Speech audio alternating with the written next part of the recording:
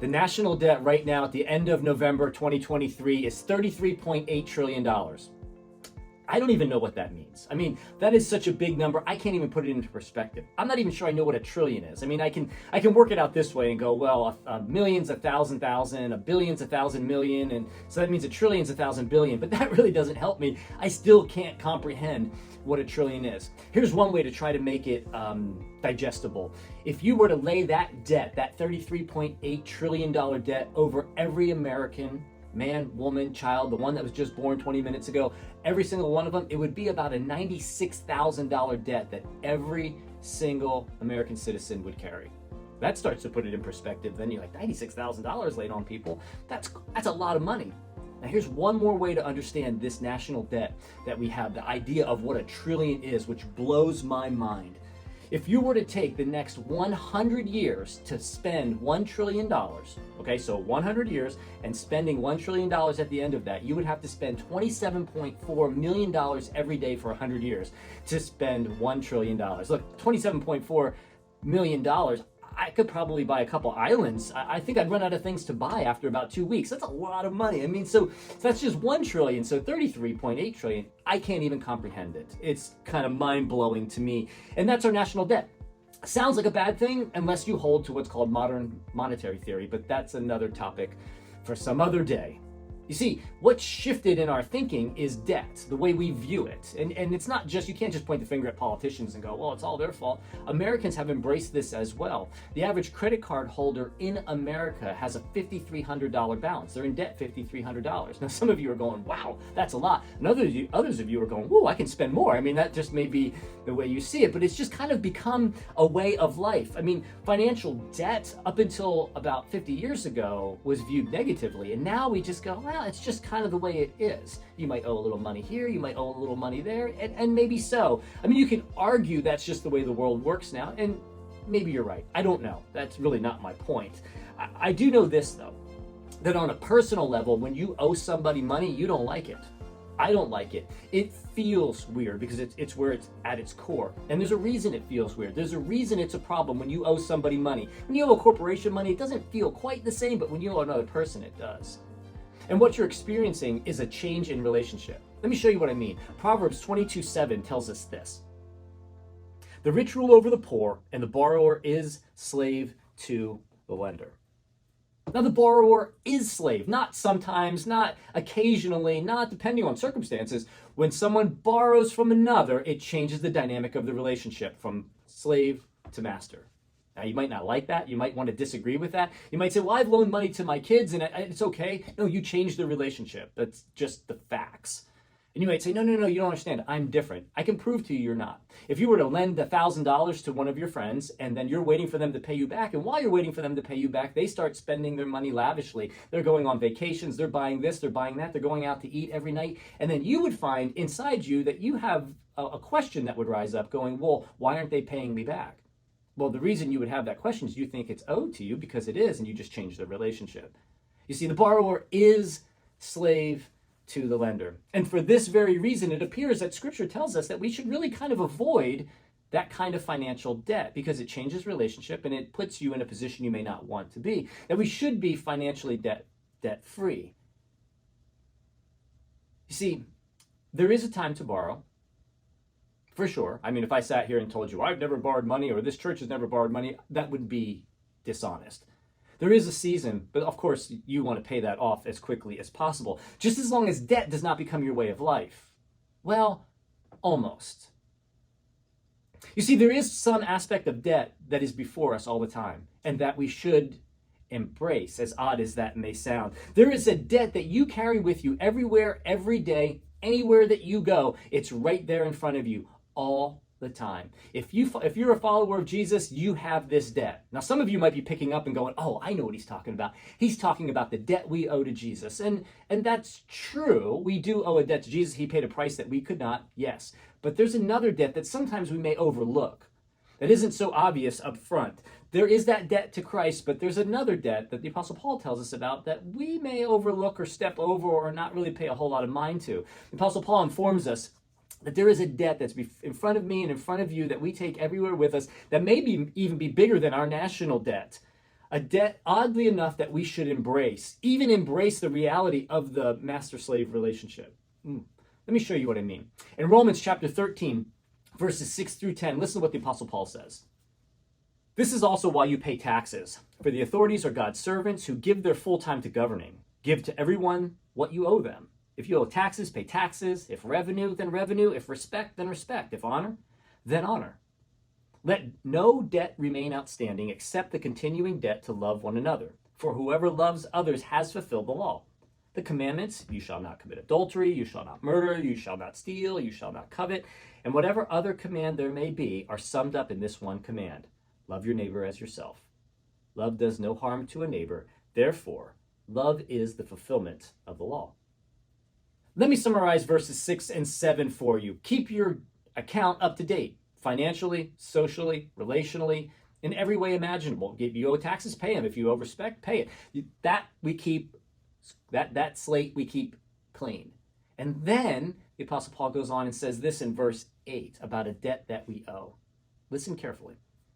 Let no debt remain outstanding. Well, of course, we got that. We want to keep all those up to date. Except, now you might want to underline except in your Bible, except the continuing debt to love one another. For whoever loves others has fulfilled the law. Pay off your bills, except one, the debt to love others. There is a debt that you must pay every day, a debt that is growing all the time. The more people you have around you, the more your debt to them grows. And that's at the core of following Jesus is loving others. The Apostle Paul references it here, but also Jesus himself makes it very clear that if you're a follower of Jesus, that's how people are going to know. Look at what Jesus says in John 13:35. By this, everyone will know you are my disciples, if you love one another. You and I, as followers of Jesus, will be recognized not because we have a cool bumper sticker on our car, not because we wear a Jesus t-shirt, not maybe because we have a cool Jesus tattoo, but how we love one another. Matter of fact, it's our insistence on loving other people is how Jesus says, that's how the world's going to know that you belong to me. Now, you're probably thinking at this point and maybe internally nodding, going, yeah, oh yeah, yep, following Jesus is about loving our neighbors, absolutely. And maybe you're even thinking about a time that you loved somebody that was difficult, and you're like, yeah, that's right, that's what I'm supposed to do. You know, that difficult person at work or your friend who kind of maybe wronged you a little bit or overlooked you, and you chose to love them anyway. You showed love to those that you didn't think deserved it. You know, you're in that place and you're going, yep, I did that. Where you love the people that, well, you know, the ones you don't like or the ones that don't like you, either way. And when we do that, when we love those difficult situations, we think that maybe we've done something great for God, that we've done something wonderful. But the reality is, all we have done when we've loved the unlovable, or we've loved people that don't like us, or people we don't like, all we've done is fulfilled the base level of what it means to follow Jesus. You see, because we owe it. You see, what's underneath that I love difficult people is the idea that we did something special, and it's a simple misunderstanding of what Jesus has called us to do, and it's to love people, whether you like them or not, whether you agree with them or not, whether you understand them or not. Like when you showed love to your sibling that has been cruel to you, you owed that. When you loved your boss who's been inconsiderate, you owe that. When you love your child that has disrespected you, you owe them that. When you love your parent who has neglected you, you owe that. When you love the person that opposes you on everything, you owe that. And from a biblical point of view, all you've really done is paid an obligation because you're in debt. Like the Apostle Paul says in Romans 13:8, let no debt remain outstanding except the debt to love one another. And no one looks at paying a debt and go, wow, I did something great. Like you've never paid your credit card bill and went, wow, pat myself on the back. No, you borrowed that money and you're paying it back. It's the obligation. I did what was expected. I paid the money back. I owed it. I only fulfilled an obligation that I already agreed to. And the same is true when we follow Jesus. Not only do we obviously owe him something, but we owe the people around us. Because Jesus says, whatever you've done for the least of them, you've done for me. And this is how we show love to Christ, by loving the people around us. When we love the mean, the difficult, the annoying, the different, we've only paid a debt we owe. Yes, we're supposed to love our enemies, to love those that aren't like you, to love those that make your life painful or even difficult. But this is just countercultural. And it is. It's just from Jesus' standpoint, though, you owe it. And it sounds amazing to me. It is an uncanny thing to love your enemies. It's what we're called to do because Jesus says that's how they're going to know you belong to me. And it's not something super special that we've done. We've just fulfilled the obligation because we owe it. And just in case you're thinking, well, I don't know, I mean, loving my enemies. Well, Jesus makes it really clear in Luke 6:35 and 36. Listen to what he has to say about loving those that are difficult. But love your enemies, do good to them, and lend to them without expecting getting anything back. Then your reward will be great, and you will be children of the Most High, because he is kind to the ungrateful and the wicked. Be merciful just as your Father is merciful. Jesus says, love your enemies, do good to them. I mean, it doesn't get a whole lot clearer than that. And that is the base level of what it means to follow Jesus. We love the people that are easy to love, of course, but we are also called to love those that are a little bit difficult.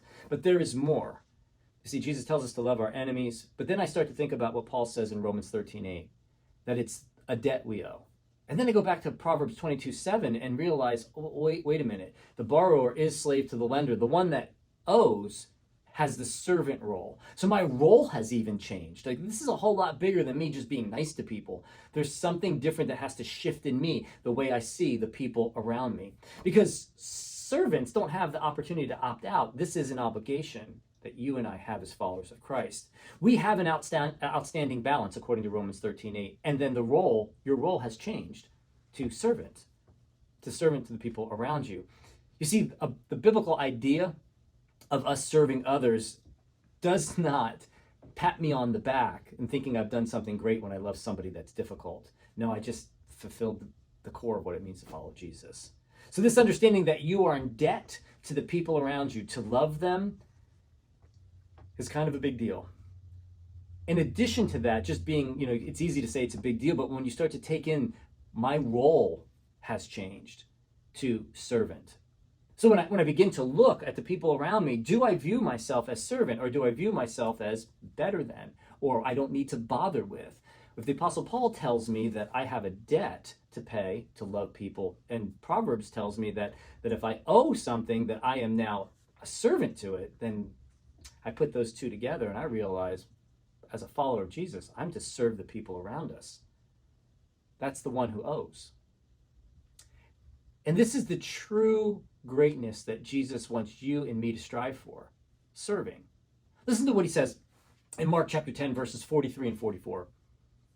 Not so with you. Instead, whoever wants to become great among you must be your servant, and whoever wants to be first must be slave of all. Greatness, child of God, all of that is realized when we discover that our role has changed and we owe a debt, and that debt is to love, and we are to serve. That is earth-shattering when you really begin to embrace that internally as who you are. And that's what, as followers of Jesus, we are called to do. You owe a debt, and the Bible encourages you to fully embrace that debt, and me as well. And it can feel overwhelming. It can, like, when you think about some of the difficult people in your life, you can go, that's overwhelming. That's more overwhelming than a $33.8 trillion debt that I don't know what to do with. I don't know how much a trillion is, but I do know this. This is what God has called us to do. And if God has called you to do that, then he has to help you do so. You just need to be willing to trust him and take those steps of faith. You see, today we change our thinking from loving others as going above and beyond to that's just the base core of what it means to follow Jesus. And then we change our thinking to the understanding that we are servants to the people around us. And when we do, we're going to further understand something that the Apostle John says in 1 John chapter 4:19. This is going to make a whole lot more sense now when he says this. We love because he first loved us. Do you realize what that means? That means that Jesus, fully God, fully man, chose to make himself a servant. That he looked at you, he looked at me, and he's like, I owe that. I'm going to love them. I'm going to fulfill that obligation to love. And when we embrace that and realize that's what he's done for you and for me, and we look at the people around us, we go, oh, we love because we understand that he first loved us. He saw the debt, he paid it. He took on the role of a servant, and now he's calling you and me to do the same. And when you do, you will see your home, your workplace, your family, and your community be transformed, because that's what love does. I know I say this every week, but what an awesome message. I mean, I just think of the world that we live in where it's always dog eat dog and I'll get mine. And then all of a sudden Jesus comes along and not really all of a sudden, it's 2,000-year-old wisdom, but he says, hey, take a second And the real power comes from serving others. You have a debt to others to love your neighbors and those around you, even those you don't necessarily like. Just imagine a world in which just believers in Christ took that seriously. How different the world would look. Think about it in your own life, how different your world would look if you took that seriously today. Pray about that. Think about that. Make the adjustment this week, because I'm telling you what, if we all as believers begin to live that truth out, to put ourselves last and to love our neighbors as ourselves, the world would be a much better place. Your world would be a much better place. So, before I let you go though, I do have two quick announcements, and the first is this. Maybe you've been a part of this online thing we call church here, watching our videos, and you want to be able to get involved in our community. We have a way for you to do that financially. If you want, you can go to waterfordwc.com, go to the tithes and offerings button at the top of the screen, and you can give a one-time gift, you can give a weekly gift, a reoccurring gift, whatever you are comfortable with, to be able to get into that discipline of tithing. And that goes directly back into our community and the work that we do here in this church.